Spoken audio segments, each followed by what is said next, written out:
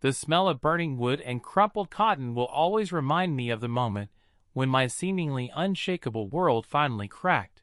Not an explosion, not a gunshot, but the soft hiss of ash settling on the gold-encrusted clock that sat on the nightstand beside my bed. I woke up to the unbearable sweltering heat in my penthouse bedroom on the 67th floor, where the million-mile views of New York City were usually the only sign of the world outside my glass cocoon, to find my old oak desk, a gift from my father, still smoking, and on it lay the charred, half-burnt leather diary I had thought long lost, the one where the names and numbers that could either build or destroy my empire had been recorded. This wasn't a fire, it was a warning. Someone had broken into the most secure private property in the city, bypassing dozens of cameras, biometric scanning systems, and my personal security to leave me with this smoldering artifact of my sinful past.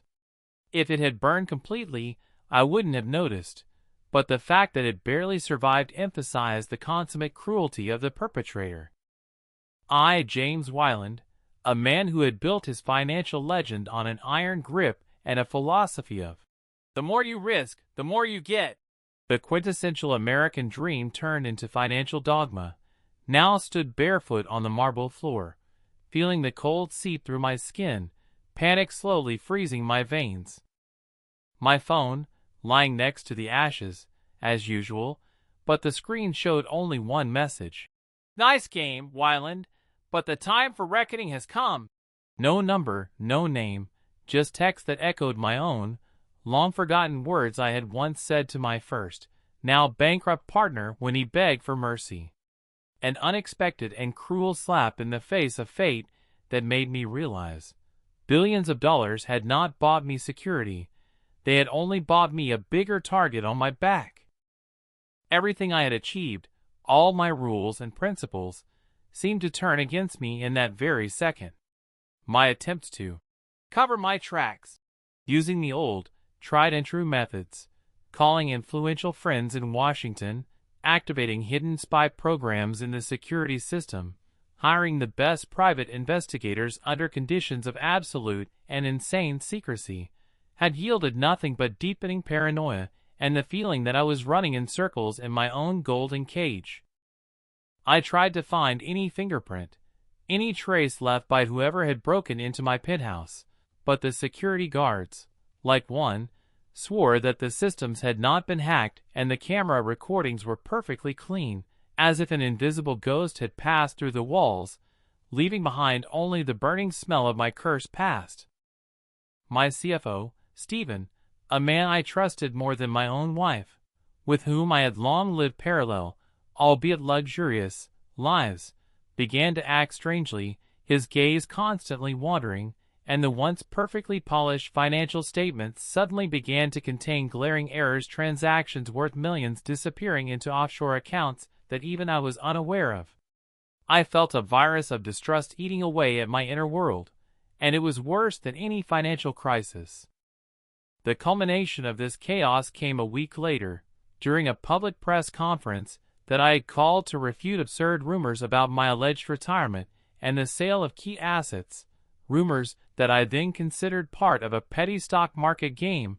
On a huge screen behind me, where a graphic diagram of my future multi-billion-dollar project was supposed to glow, photographs and documents from 30 years ago suddenly appeared. Falsifications, blackmail, illegal transactions that I had carefully concealed, and which were the foundation of my first great fortune. It was hell, materialized in perfect timing. I was exposed live, in front of thousands of journalists and millions of viewers, and my first thought was not about the billions lost, but about the betrayal of myself by allowing someone to get so close. That evening, as the media was tearing my name to shreds and my company's market value had fallen 40% in a matter of hours, I learned that Stephen had disappeared, taking with him not only the keys to the safes, but also the most precious thing, his trust, which I now realized had cost me absolutely everything.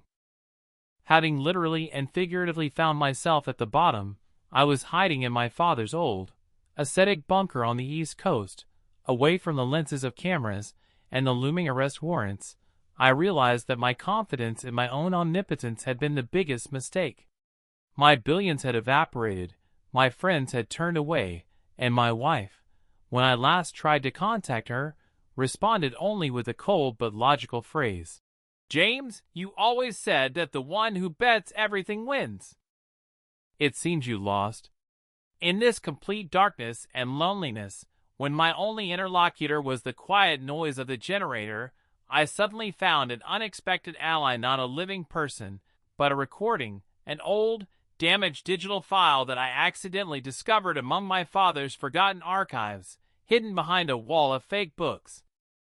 It was a recording of my father, who I had always believed had died in an accident, talking to some unknown man, and their conversation revolved around Project Onyx, an operation I had always thought was a myth, an old family legend about a top-secret network of influence that went much deeper than Wall Street.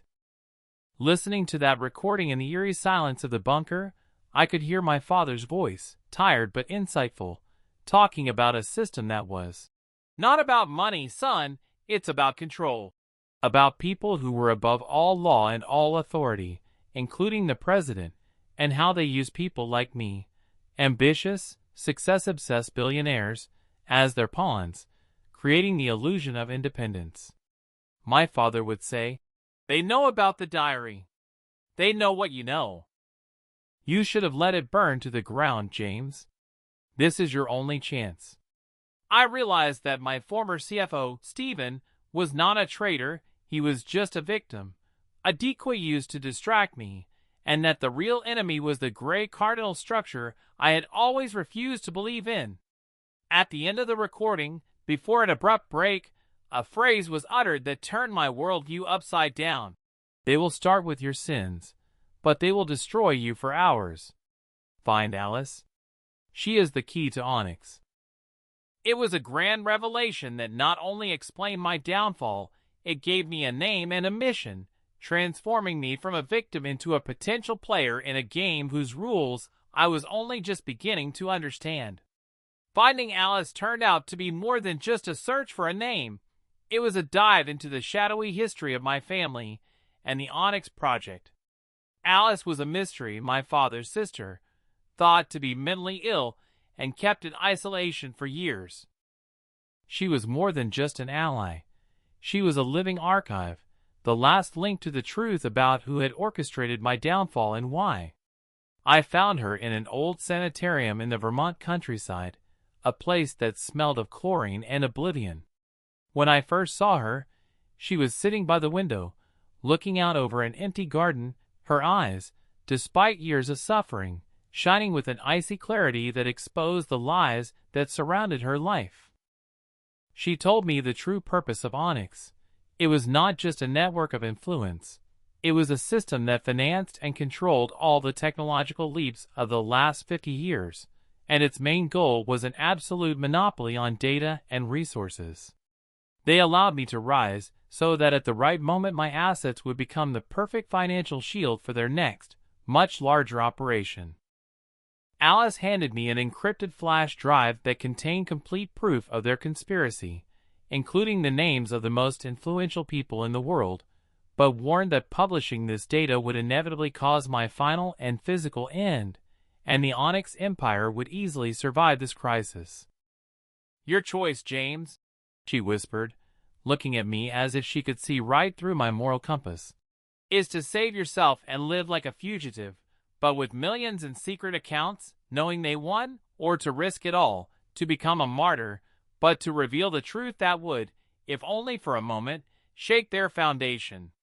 It was a moment of utter loneliness, when all my American ideals of success and survival at any cost collided with the only true value left, the truth. I, James Wayland, had always been guided by the cold logic of profit, but now, standing on the edge of the abyss, I felt human anger, not for myself, but for the deception that millions were living in, and for my father, who had been destroyed for trying to expose it. I made a decision. I would return to New York to play my last, most risky game. I returned to New York not as a financial titan, but as a time bomb loaded with truth. My confrontation took place not in a courtroom or on the stock exchange but in the digital realm. I used anonymous access to the giant media holding company I once controlled and, live, in front of millions of viewers, downloaded and released the entire data set from Alice's flash drive. I did not justify my sins. On the contrary, I began by acknowledging them, describing in detail how the thirst for success and the American cult of wealth had made me the perfect tool for Onyx, how I had knowingly or unknowingly contributed to their system of control. My appeal was not about my own salvation, but about awakening those who believed in the fairy tale of self-made success, where in reality there were always puppeteers. I said, "You can only win when you play by the rules, but when the rules are made by an invisible hand, true success is not playing at all." After the publication, when the world froze in anticipation, I felt neither triumph nor peace. Only a heavy, unbearable sadness for the life lost. Within hours, my secret accounts were frozen, the warrant for my arrest was reactivated, and the Onyx media outlets began a swift, methodical campaign to discredit Data and Alice. I knew they would not fall with one blow. Their foundation was too deep. I stood on the roof of an abandoned warehouse in Brooklyn, looking up at the lights of Manhattan, the lights of my former kingdom, which now seemed an illusion. I had lost everything: status, money, freedom. But at that moment, when the police sirens began to approach and I knew that the end was near, I felt a special, bittersweet freedom. I sacrificed wealth and security for a truth that may have only sown seeds of doubt in people's minds. Can you be rich and honest? Not if your wealth is built on someone else's rules. Can you redeem the past? No, but you can use it as a weapon for the future. I let them put their handcuffs on me, feeling not defeat but only the beginning of something greater, a message that now existed beyond me, beyond my billions, a message that would remain in the digital memory of the world.